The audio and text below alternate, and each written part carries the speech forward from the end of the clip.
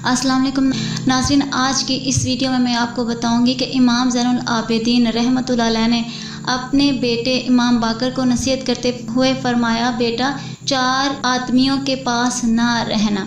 वो कौन से आदमी थे, जानने के लिए वीडियो का आगाज़ करते हैं। इमाम ज़ैनुल आबिदीन रहमतुल्लाह अलैह ने अपने बेटे इमाम बाकर को नसीहत करते हुए फरमाया, बेटा 4 आदमियों के पास ना रहना।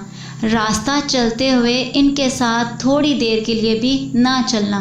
कहने लगे कि मैं बड़ा हैरान हूँ कि वो इतने ख़तरनाक हैं। पूछा कि वो कौन से आदमी हैं? फरमाया, एक बखील आदमी, इससे कभी दोस्ती ना करना, इसलिए कि वो तुझे ऐसे वक्त में धोखा देगा जब तुझे इसकी बहुत ज़रूरत होगी। दूसरा, झूठा आदमी कि वो दूर को करीब ज़ाहिर करेगा और करीब को दूर। और तीसरा, फासिक आदमी, क्योंकि वो तुझे एक लुक़मे के बदले या एक लुक़मे से भी कम में बेच देगा। कहते हैं कि मैंने पूछा, अब्बू एक लुक़मे में बेचना तो समझ में आता है, एक लुक़मे से कम बेचने का क्या मतलब?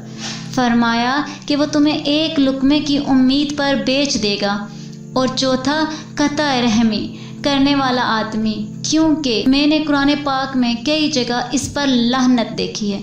ये बाप की सोबत के अनमोल मोती थे जो बेटे को मिल रहे थे। नाज़रीन, आज की इस वीडियो में इतना ही। मिलते हैं अगली वीडियो में, तब तक के लिए अल्लाह हाफ़िज़।